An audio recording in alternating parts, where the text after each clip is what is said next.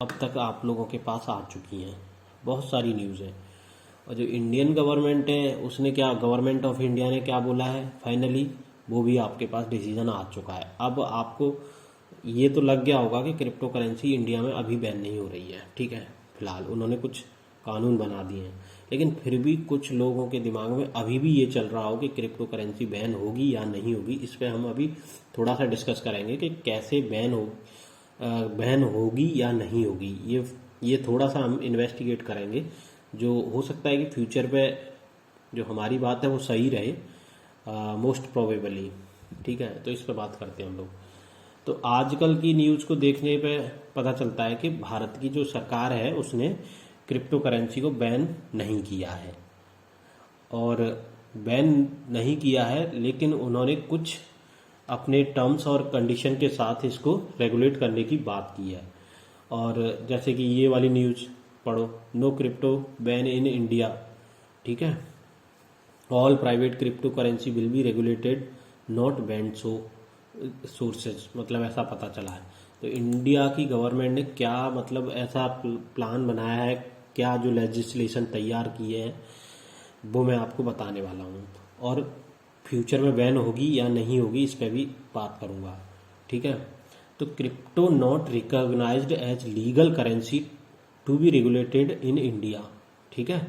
Crypto currency कोई legal currency नहीं है, लेकिन ये फिर भी रेगुलेट की जा रही है, ठीक है।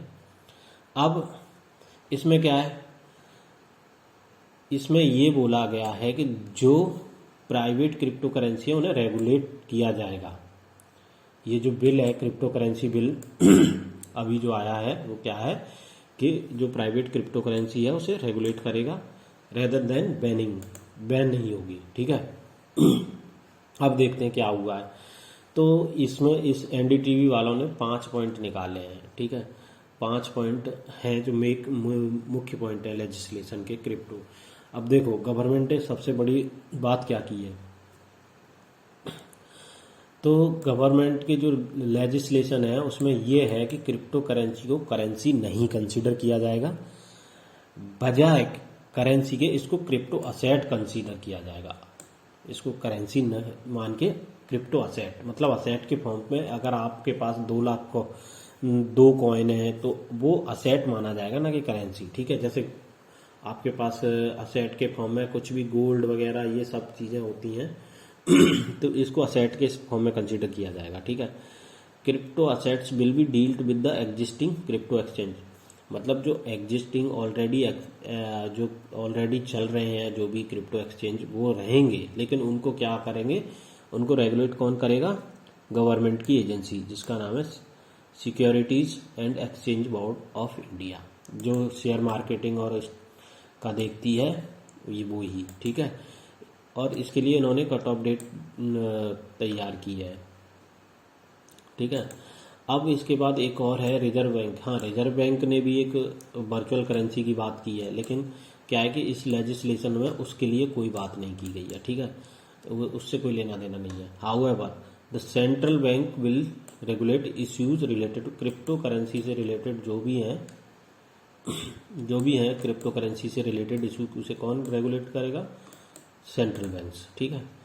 और दूसरी बात, इसमें क्रिमिनल के लिए भी क्रिमिनल एक्टिविटी जो भी होगी क्रिप्टो करेंसी से रिलेटेड, उसके लिए भी कुछ इन्होंने कानून बनाया। तो उसमें ये लिखा है कि भाई जो भी इनके एक्सचेंज के प्रोविज़न वगैरह हैं उसको वायलेट करेगा तो उसको क्या होगा, 1.5 साल की सज़ा होगी, और हो सकता है पेनल्टी लगेगी उस पर 5 करोड़ से 20 करोड़ के बीच की, ठीक है।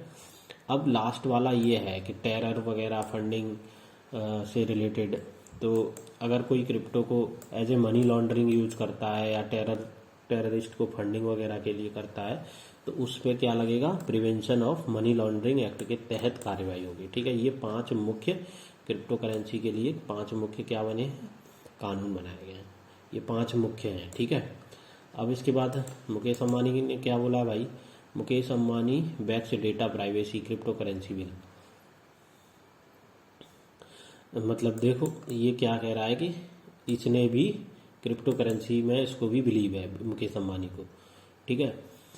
और ये सच है कि भाई जो टेक्नोलॉजी बिलीवर है, जो टेक्नोलॉजी के बारे में सोचता है, बिलीवर तो नहीं बोल सकते, जो टेक्नोलॉजी के बारे में सोचता है वो थोड़ा समझेगा इस चीज़ को कुछ भी बोलने से पहले, ठीक है।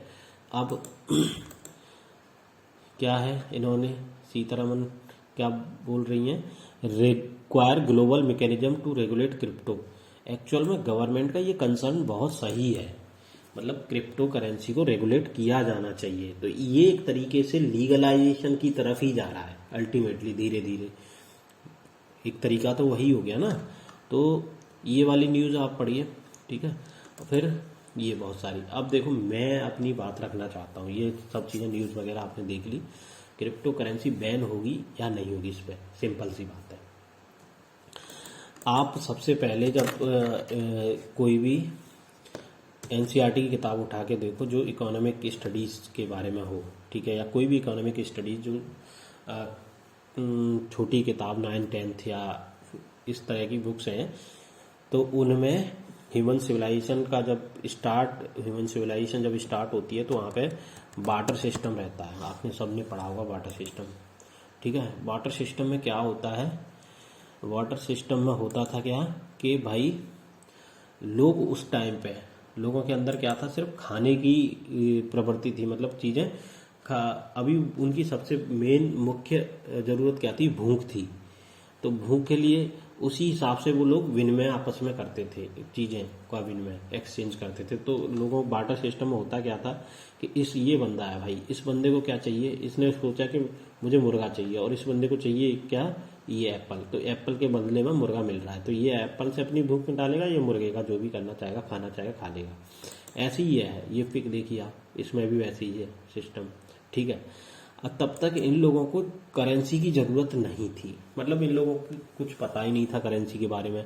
अब एक छोटा सा दिमाग, मतलब एक सिंपल सा दिमाग लगा के सोचो, ये बंदा सिर्फ खाने के बारे में सोच रहे हैं, ऐसी कुछ लिमिटेड चीज़ों के बारे में तब सोचा करते थे लोग विनिमय के लिए। तो अगर इस पर्सन को आप उस जमाने में गोल्ड की या कॉपर की करेंसी देते, तो ये बंदा जो है उस जमाने में क्या सोचता है, ये सोचता है यार इसको मैं खा तो पाऊंगा नहीं, ये तो यूजलेस है मेरे लिए, ठीक है। वो अल्टीमेटली नहीं खा पाता और वो सोचता है ये बेकार है, ये बेकार चीज़ है, इसकी बजाय मैं एक मुर्गा ले लेता हूँ, ये क्या, ये तो खराब हो जाएगा, ठीक। खराब मतलब पता नहीं वो क्या चीज़ है, उसकी जानकारी नहीं है। तो उस टाइम पे इन पर्सन के लिए उस गोल्ड जो आगे रहा, गोल्ड की करेंसी को उस टाइम पे या किसी भी तरह की करेंसी को किसी भी तरह के फॉर्म में एक्सचेंज करने की में अगर लाया गया होगा, तो इन लोगों को स्टार्टिंग में यही दिमाग में आई होगी ये चीज़, आप इस बात को समझो।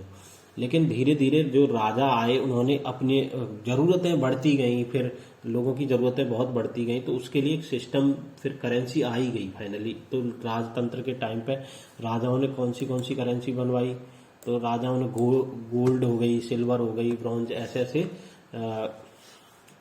क्या बोलते हैं, करेंसी राजतंत्र में आई थी, ठीक है। तो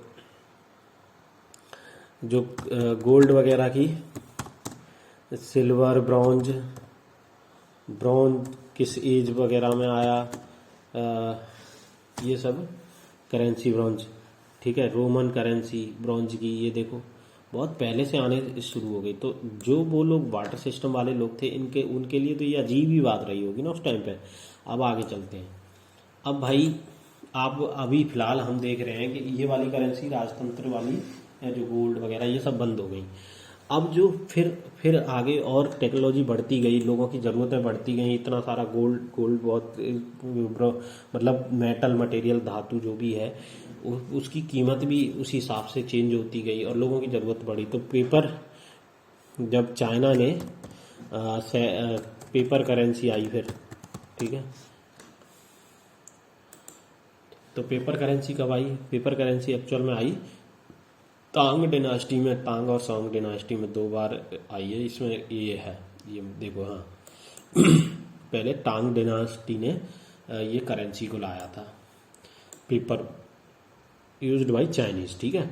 अब एक बात सिंपल सी सोचो, फिर दोबारा से टेक्नोलॉजी एडवांसमेंट हुआ और ये बहुत फ्लेक्सिबल है, पेपर करेंसी बहुत फ्लेक्सिबल रही, आसानी से बनाया जा सकता है, कंपेयर टू उन गोल्ड करेंसी को और सिल्वर करेंसी को या जो ब्रॉन्ज करेंसी को, उससे ज़्यादा आसानी से और सस्ती और ज़्यादा आसानी से ज़्यादा फॉर्म में वैल्यू कलेक्ट कर सकती है, जैसे 2000 का नोट और इससे ज़्यादा। ठीक है, तो फिर भी कॉइन तो चलते रहे बाद में, लेकिन अब ज़्यादा वैल्यू चाहिए तो फिर उसके लिए इस तरह की पेपर करेंसी का यूज होने लगा। लेकिन ये पेपर करेंसी इतनी जल्दी पूरे वर्ल्ड में नहीं फैली थी, धीरे धीरे फैली। जैसे जैसे लोगों को पता चला, जैसे जैसे लोगों में एडेप्टेबिलिटी बढ़ी, उसी हिसाब से इसकी पेपर करेंसी को एक्सेप्टेबिलिटी भी बढ़ी। इंडिया में कब आई पेपर करेंसी? ठीक है, इंडिया में कब आई पेपर करेंसी बताओ। पेपर करेंसी एक्ट आई है इंडिया में 1861 में। उससे पहले राजा महाराज, उससे पहले मोस्टली जहाँ तक है लोग वो कॉइन वगैरह यूज करते होंगे। ठीक है, और ये सब हिस्ट्री की बुक में आपको मिल जाएगा। लेकिन उन लोगों के लिए इस करेंसी पे आना कितना टफ रहा होगा उस टाइम पे, बिलीव ही नहीं होता होगा। अरे कागज़ तो कोई भी बना लेगा, कागज़ मतलब कोई भी प्रिंट कर सकता है, कोई भी, मतलब ये फट भी जाएगा, गल भी जाएगा, इससे बढ़िया तो, वैसा लोग सोचते होंगे, इसको एक तरीके से गलत मानते होंगे। ऐसे ही अब टेक्नोलॉजिकल एडवांसमेंट हुआ है तो क्या है, आज के टाइम पे भाई आज भी हमने पेपर करेंसी को यूज किया है। आज से अभी भी अब बहुत कम हो गया है, कंपेयर टू पिछले 10 साल में कम हो गया है। मैं खुद 3 महीने से एटीएम नहीं गया, 4 महीने से एटीएम नहीं गया और कोई पैसा नहीं निकाला मैंने एटीएम से।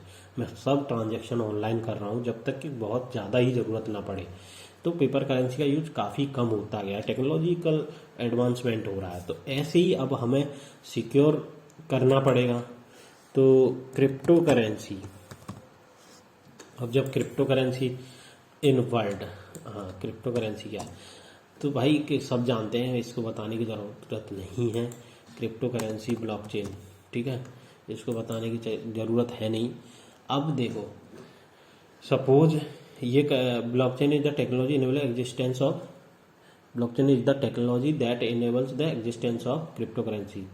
ठीक है, तो बिटकॉइन क्या है, सबसे फेमस और सब well known, best known crypto currency है। इसको 2009 में बनाया गया था। ठीक है, और अब इसका फ्यूचर क्या है, तो इसके अब आपने देख लिया होगा कि जब बार्टर सिस्टम से लोग मेटल की करेंसी पे आए तो कैसे सोच रहे होंगे, फिर जब मेटल से पेपर पे आए तो कैसे सोच रहे होंगे, और आज के टाइम पे डिजिटल करेंसी पे आने में भी लोग उसी तरीके से सोच रहे हैं। वही चरित्र है लोगों का, वही करेक्टर है। तो आप सिंपल सा पॉइंट सोचिए, जैसे अब स्पेस एक्स ले लीजिए, एलन मस्क की कंपनी। ठीक है, ये लोग, और ऐसा नहीं, नासा वगैरह बहुत पहले से काम कर रहे हैं। तो इन लोगों का प्लान क्या है, एलन मस्क वगैरह का 2025 तक कहाँ पहुँचना है, मार्स पे। और ह्यूमन सिविलाइजेशन, ह्यूमन रेस जब मार्स या दूसरे प्लेनेट पे पहुँच जाएगी तो क्या बोरी में पैसे भर के ले जाएगी वहाँ पे भाई? हाँ, नहीं ले जा पाएगी ना। तो human on Mars in future, आप डाल के देखो, बहुत सारी बातें हैं। ठीक है, और एक और कंपनी है ब्लू ओरिजिन, देखो आप ब्लू ओरिजिन वाले, ये लोग भी कुछ प्लान कर रहे हैं, दूसरे प्लेनेट में जाने के लिए टेक्नोलॉजी डेवलप कर रहे हैं। ये जेफ बेजोस की कंपनी है। ठीक है, तो अब जब, और नासा बहुत पहले से लगा हुआ है, हमारे कंट्री ने भी अपने एक सक्सेसफुल लॉन्च मार्स पे भेजा है। ठीक है, मिशन कंप्लीट किया, जो मार्स मिशन था हमारे कंट्री का, वो वाला। तो ये सब बातें हो रही हैं। एलन मस्क देखो, Mars mission could be the riskiest तो हर चीज़ है भाई, ऐसा कुछ नहीं है। ठीक है, तो नासा वांट टू सेंड, ये देखो, human to red planet by 2030। अब सोचो, जब यहाँ पे ह्यूमन रेस पहुँच जाएगी, वहाँ पे रहने लगेंगे, तो हमें किसकी कैसे हम करेंसी का इस अर्थ के और मार्स या दूसरे प्लैनेट के बीच में कैसे एक्सचेंज करेंगे? एक्सचेंज तो होगा ही, तो अल्टीमेटली किससे करेंगे हम? क्रिप्टो करेंसी ही उसमें हेल्प करेगी, क्रिप्टो करेंसी ही उसमें हेल्प करेगी। क्रिप्टो करेंसी सिक्योर है, ठीक है, और बहुत अच्छी ब्लॉकचेन है। और इसमें क्या है, इंटरनेशनल लेवल पे इसको इजीली एक दूसरा इजीली एक्सचेंज किया जा सकता है। तो बहुत सिंपल सी बात है कि क्रिप्टो करेंसी मेरे हिसाब से, मेरे ओपिनियन से कभी बैन नहीं होने वाली। इसका फ्यूचर बहुत ब्राइट है और ये हमेशा चलती रहेगी और चलेगी जब तक कि एक नई टेक्नोलॉजी इसको ना आ जाए। जैसे कि पेपर टेक्नोलॉजी को ख़त्म करने के लिए डिजिटल टेक्नोलॉजी जो हाई है आज की, इलेक्ट्रॉनिक्स की चीज़ें आ गई ये सब तब तक नहीं आए तब तक पेपर करेंसी ने खूब दबदबा किया। अब पेपर करेंसी का टाइम धीरे धीरे ख़त्म हो रहा है। क्रिप्टो करेंसी धूम मचाएगी फ्यूचर में जब तक कि कोई नई टेक्नोलॉजी नहीं आ जाए। ठीक है, तो ऐसे ही है, मेरा तो यही मानना है भाई। और बाकी इन्वेस्टमेंट अपने हिसाब से करो, इसकी अब मेरे पास कोई